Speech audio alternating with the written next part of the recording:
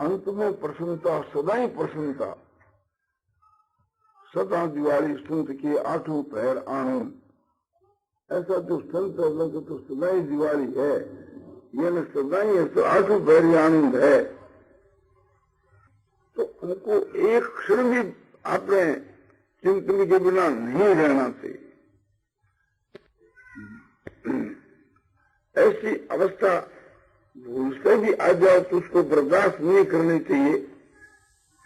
तद विषम परम व्याकुलता, उसके विषम होने पर परम व्याकुलता हो जाती है। ऐसे वक्त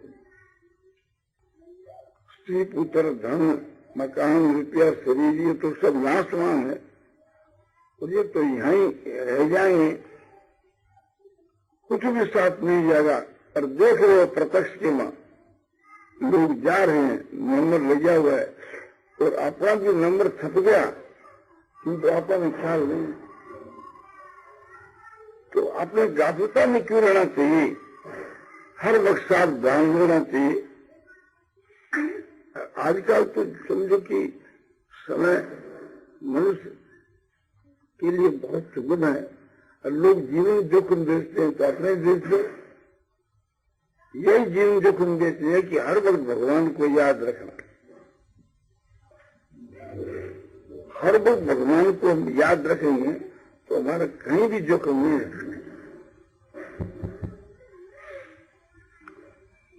भगवान का जो निर्गुण निराकार सच्चिदानंद स्वरूप है, चाहे उसको याद रखो। उस निर्गुण निराकार भगवान को याद रखने से मनुष्य उस विज्ञानानंद ब्रह्म को प्राप्त हो जाता है। तो साधन काल से वहां भी उस आनंद का ध्यान और मरने के बाद उस आनंद की प्राप्ति। सत्यम ज्ञानोत्तम ब्रह्म सत्य स्वरूप ज्ञान स्वरूप और आनंद स्वरूप अनंत है ब्रह्म स्वरूप। विज्ञानानंद ब्रह्म स्वरूप विज्ञान स्वरूप आनंद स्वरूप है। ऐसा समझ करके उसे निर्गुण निराकार के ध्यान के मां हर वक्त मस्त रहे।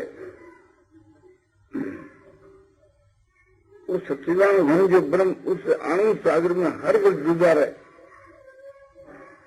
नीचे ऊपर बाहर भीतर एक आनंद ही आनंद।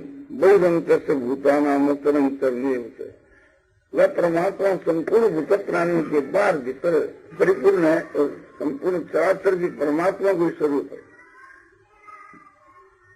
बहुमान जन्मनामों से ज्ञानवान मान प्रबद्ध से वासुदेव सर्वमिति स महात्मा सुदुर्लभ है। बहुत जन्मों के अंत के मां जो कुछ हो सब वासुदेवी है। इस प्रकार से ज्ञानवान अनुभव करता है। ऐसा अनुभव करने वाला ज्ञानवान दुर्लभ महात्मा उच्चकोटि का महात्मा है। इस प्रकार से अपने उस निर्गुण निराकार परमात्मा को हर वक्त देखता हो। कैसा वो आनंद है कि वो पूर्ण आनंद, इसमें कमी नहीं, पूर्ण आनंद। कैसा है कि अपार, जिसकी सीमा नहीं, अपार आनंद। और शांति मैं है श्वास शांत आनंद और आनंद ही आनंद है श्वास आनंद घन।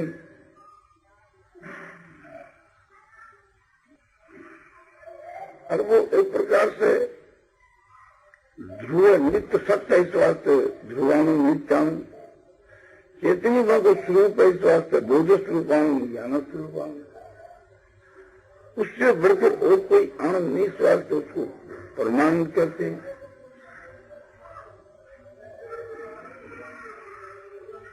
उससे बड़ा और कोई नहीं। इस वास्ते महान कहते हैं। मन भी लोग चिंतन नहीं कर सके, इस वास्ते उसको अचिंतानंद कहते हैं।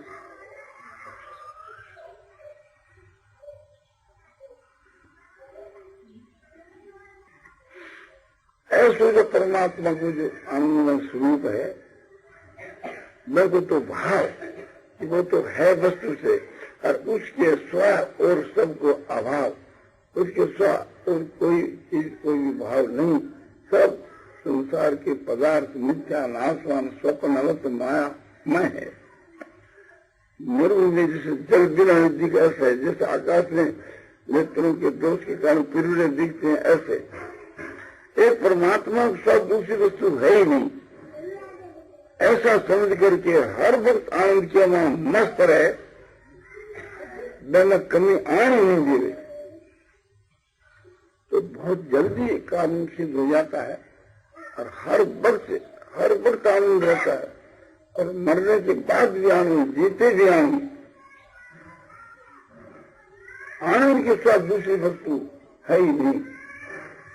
अब इसमें आप सोचो कि क्या परिश्रम है, इसमें क्या खर्च है। एक पाई का खर्च नहीं, जरा भी परिश्रम नहीं। परिश्रम तो भाग जाता है, उसके पास ही नहीं आता परिश्रम।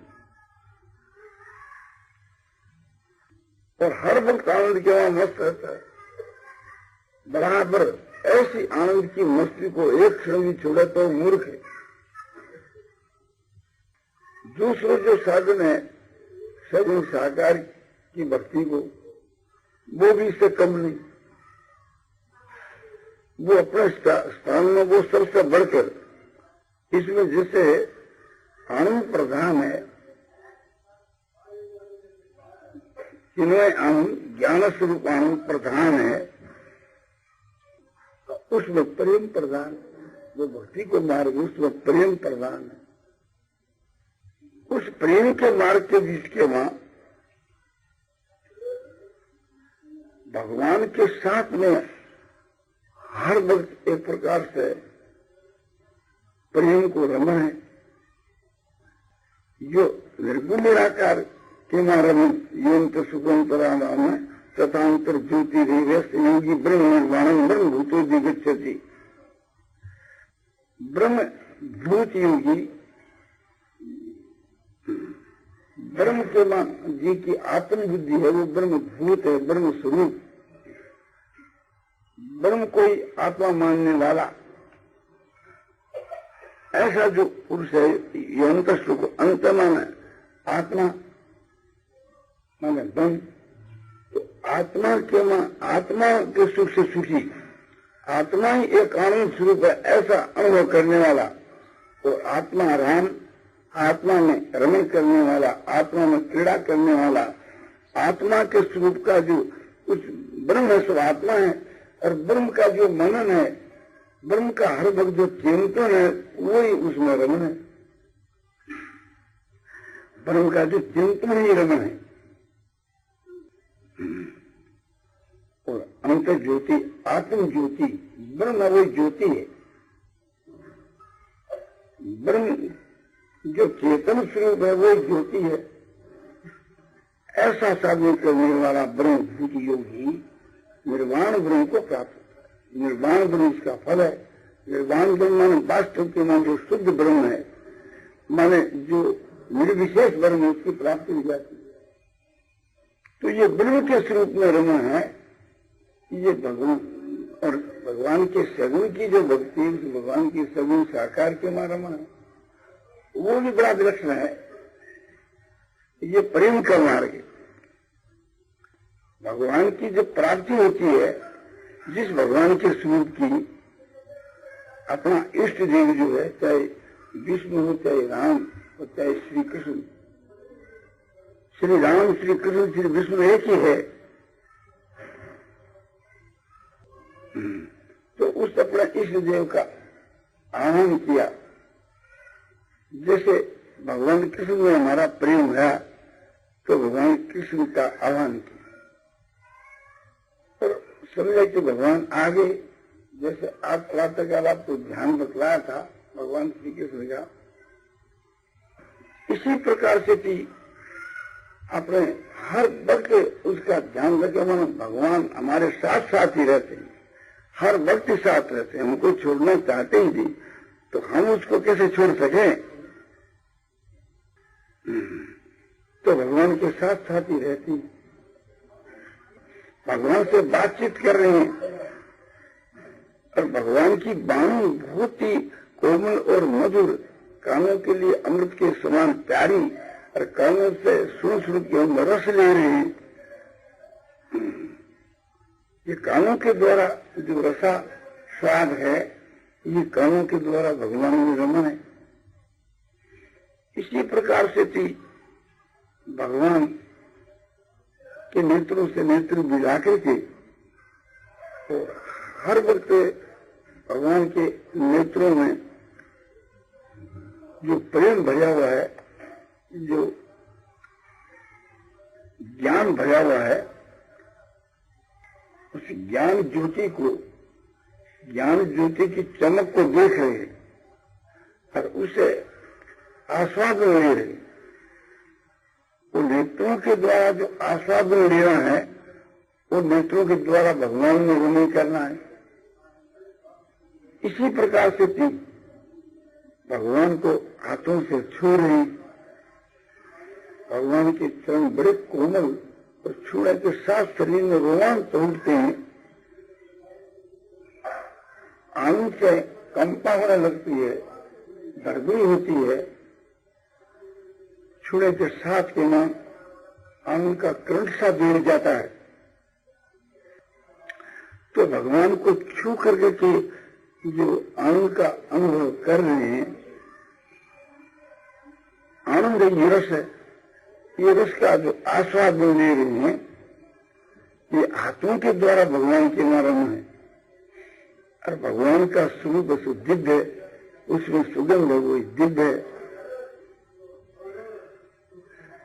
तो कहा कि दिव्य गंधानु लेपन, भगवान का जो विराट स्वरूप है उसके अर्जुन देख रहा है कि दिव्य गंध का लेपन हो रहा है।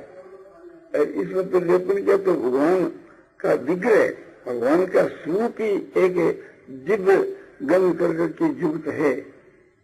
इसमें तो अद्भुत अलौकिक सुगंध आ रही है। नासिका के द्वारा उस सुगंध का लेना और उसमें स्वाद लेना, उसमें जो आस्वाद लेना, ये रसा स्वाद जो नासिका के द्वारा, ये नासिका के द्वारा भगवान के नाम है। और इस प्रकार से भगवान के स्वरूप का हर वक्त मन से पकड़े रखना, चिंतन करना, ये मन के द्वारा रमण। और भगवान के साकार निराकार सगुण निर्गुण तत्व का जो अनुभव करते रहना, बुद्धि से अनुभव करना, ये बुद्धि के द्वारा रमण है। मन और बुद्धि और सब इंद्रियां भगवान लगा करके जो चेष्टा करना है, ये सगुण साकार भगवान के साथ वर्णन करना। तो इसमें उत्तरोत्तर प्रेम बढ़ता रहता है और मन में भगवान को आह्लादित कर रहे हैं, भगवान मुझको आह्लादित कर रहे हैं, एक दूसरे को परस्पर में आह्लादित कर रहे हैं, ये उद्देश्य। और दोनों की जो क्रिया है एक दूसरे को आह्लादित करने की, यही लीला है। तो इस प्रकार की लीला हर वक्त देखते रहे और आनंद को आस्वादन लेते रहे। आगे जाकर के वो एकदम तन्ना हो जाता है, तद्रुप हो जाता है, तब कौन किसका आस्वादन ले। फिर तो नाम और रूप कर्ण मात्र के भिन्न हो जाते हैं, तो अभिन्न सा ही हो जाता है। या अभिन्नता है या अलग निराले ढंग की है उससे, अद्वैत मार्ग से, या निराले ढंग की, या परस्पर दोनों एक दूसरे के साथ मानो प्रेम कर रहे हैं, आनंद और सुंदर की एक दूसरे को आह्लादित कर रहे हैं, एक दूसरे को मुग्ध कर रहे हैं, दोनों की चेष्टा लीला है।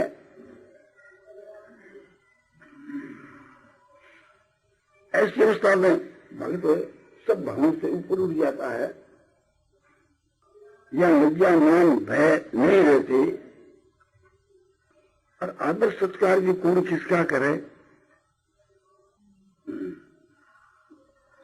परस्पर दोनों का विशुद्ध प्रेम है, परस्पर दोनों ही एक दूसरे के लिए करते हैं, अपने लिए नहीं। प्रेमी, प्रेमास्पद और प्रेम, ये तीन विभागों में भगवान ही विभक्त होकर के प्रकट हो रहे हैं। ऐसा जो भगवान के साथ के जो क्रीड़ा है, लीला है, परस्पर की जो चेष्टा है, ये सगुण साकार भगवान कृष्ण के साथ में भगवान है।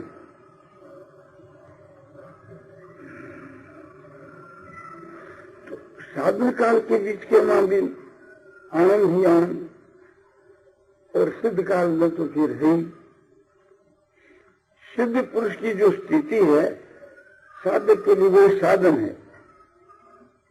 सिद्ध महात्मा के जो लक्षण बतलाए गीता में, वो साधक के लिए वो साधन है। भगवत प्राप्ति, भगवत भक्ति लक्षणों को बतलाते हुए भगवान कहते हैं, अध्यक्षास्त्र भूतानाम मैत्र कुण एवच निर्ममो निर्हंकार सुख दुख सुख क्षम संतुष्ट सतत यथात्मा दृढ़ निश्चय मय्यर्पित मनो बुद्धि यो मत भक्त में प्रिय। गीता अध्याय 12 श्लोक 13-14। अद्वेष्टास्त्र भूतान, जो सारे प्राणियों के मन द्वेष भाव से रहित है। अब द्वेष किससे करे? जब सब जगह भगवान को ही देखे तो किससे द्वेष करे?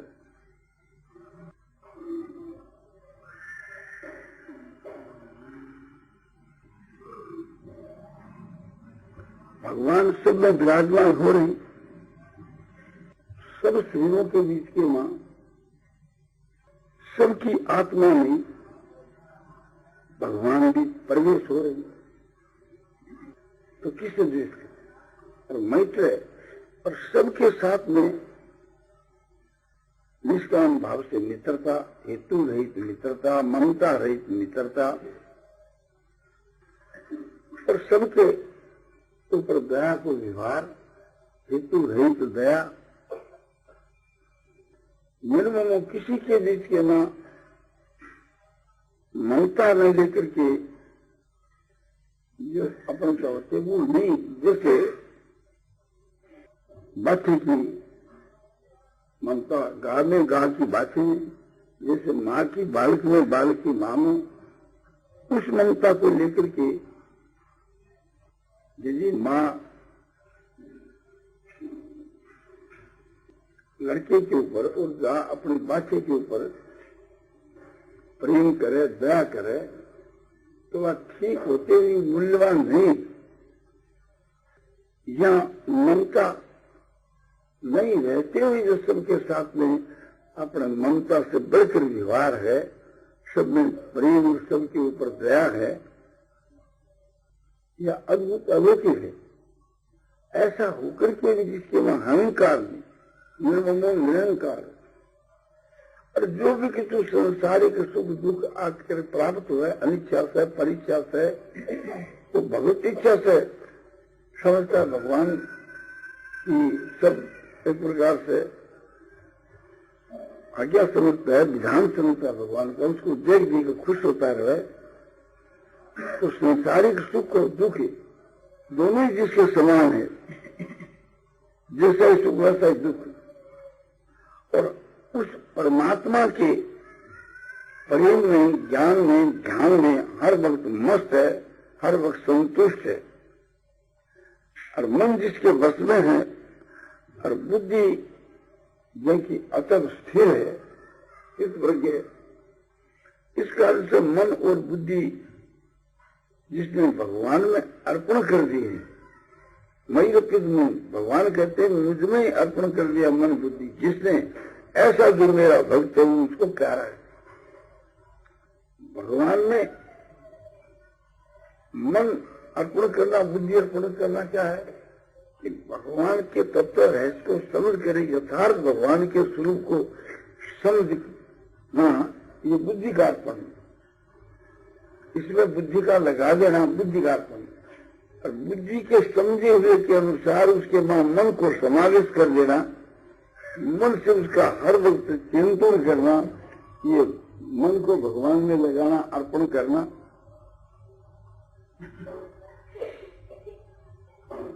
मन और बुद्धि भगवान में समर्पण कर दिया, भगवान के स्वा मन किसी का चिंतन नहीं करे, ये मन का भगवान के नाम समर्पण करना। ऐसा मेरा भक्त मुझको प्यारा करता। ये सिद्ध महात्मा पुरुष में, भगवत काल पुरुष में स्वाभाविक के लक्षण होते हैं।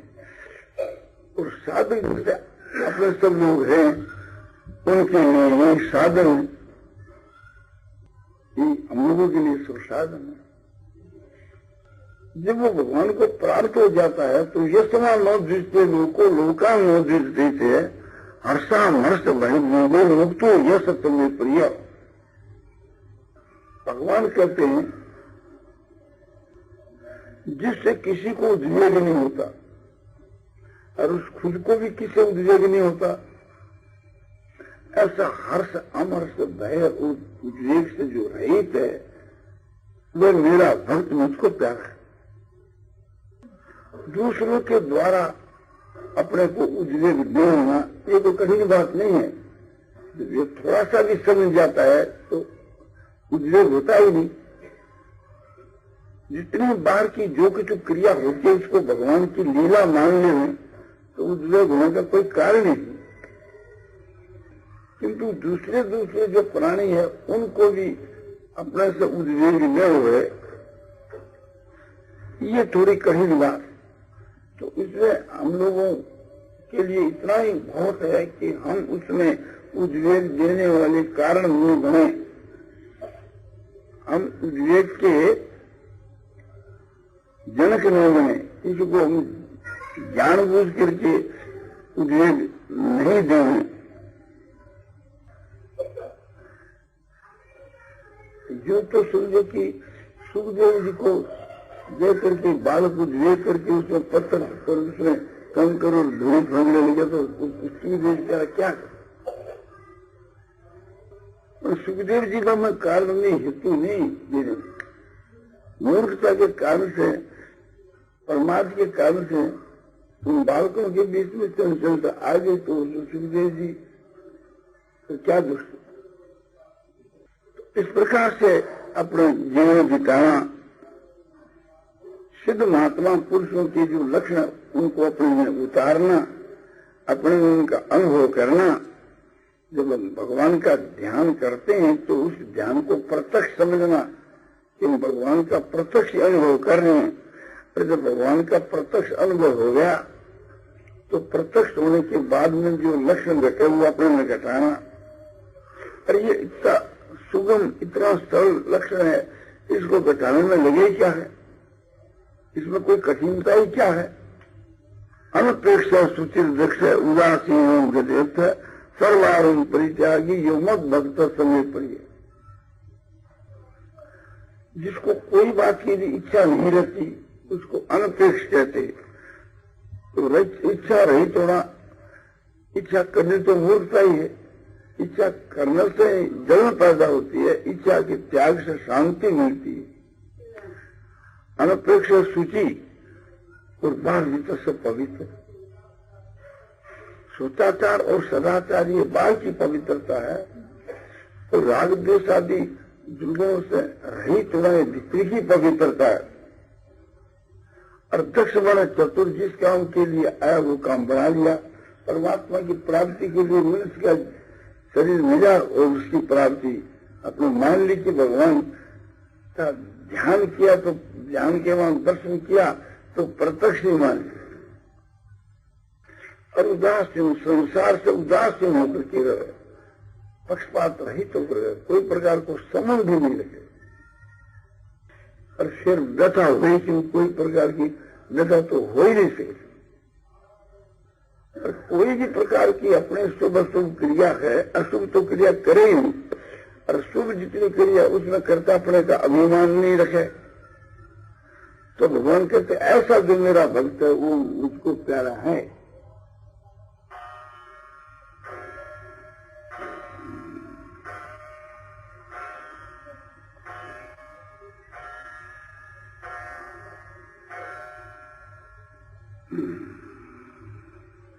यो न रिष्टति न द्वेष्टि न शोचति न कांक्षति। और सुवास परित्यागी भक्तिमान समय प्रिय। मन के अनुकूल की प्राप्ति में जो हर्षित नहीं होता और मन के प्रतिकूल की प्राप्ति के में जो द्वेष नहीं करता और प्यारी वस्तु के नाश होने पर जो शोक नहीं करता और प्यारी वस्तु के अभाव में जो आकांक्षा नहीं करता, शुभ और अशुभ कर्मों का फल का जो त्यागी है, ऐसा मेरा भक्त मुझको प्यारा है। तो ऐसा ही अपने बनना चाहिए। ये जो बात सिद्ध महात्माओं की बताई, ये अपने में उतारनी चाहिए, अपने जीवन में उतारनी चाहिए, अपने में हर वक्त इसका अनुभव करते रहना चाहिए। उत्तम बात है, अनुभव करने से अपने आप ही धारण हो जाती है। हम भगवान के ध्यान को ही अपने भगवान की प्राप्ति का पद देकर के और सारी चीज अपने में घटाते रहें कि जो भी कुछ अनुकूल प्रतिकूल की प्राप्ति हो उसमें राग और द्वेष से रहित हो जाए, हर शोक से रहित हो जाए। अनुकूल की प्राप्ति में हर्ष होता है, आसक्ति होती है, और प्रतिकूल की प्राप्ति में द्वेष होता है और शोक होता है। तो उससे भगवान की लीला समझ लेता है तो वो एक इस हर्ष शोक से विलक्षण आनंद की में स्थिति हो जाती है। उस आनंद में परमात्मा में एक समझो की अलौकिक स्थिति हो जाती है। तो फिर वहां अनुकूल न प्रतिकूल, अनुकूल प्रतिकूल नहीं तो हर्ष होगी कहाँ है। तो जो भी कुछ मन के अनुकूल प्राप्त हो वो फिर हर्षित होता ही नहीं, तो कितना ही मन के विपरीत प्राप्त हो वो द्वेष करता ही नहीं। तो यही बात अपने घर पर घटानी चाहिए, चाहे मन का कितने विपरीत कोई चीज प्राप्त हो, न उसमें दुख करना, न उसमें क्रोध करना, न उसमें द्वेष करना, न बैर करना। फिर संसार ना सुधर तो भी चिंता शोक को भय को पास में नहीं आती, और आकांक्षा तो कोई चीज की करे ही नहीं। शास्त्र नाशवान है तो कौन सी चीज की आकांक्षा करे, और अशुभ का तो शुरू से ही त्याग करते, और शुभ जो है उसके फल का त्याग करे, उसमें करता पड़े कि अभिमान का त्याग करे। ऐसा जो है वो भगवान को प्यार, और समभाव जब समशत्रु मित्री तथा मान अपमान हो शीतोष्ण सुख दुखी तो समसंग विवर्जित हो तुल्य निंदा सुशील मोनी संतुष्ट हो ये निश्चित अनिकेत श्रीमतिर भक्तिमान में प्रिय न रहे। ऐसा मनुष्य, ऐसा भक्तिमान पुरुष मुझको प्यारा है। कैसा? समशत्रु से मित्रित है, जो शत्रु और मित्र में समभाव है। अपने ऐसा रखना चाहिए कि शत्रु और मित्र में है ही नहीं। दूसरा कोई अपने साथ में शत्रुता करे, मित्रता करे तो अपने दोनों में समान भाव रखें। अपनी दृष्टि में तो कोई शत्रु मित्र है ही नहीं।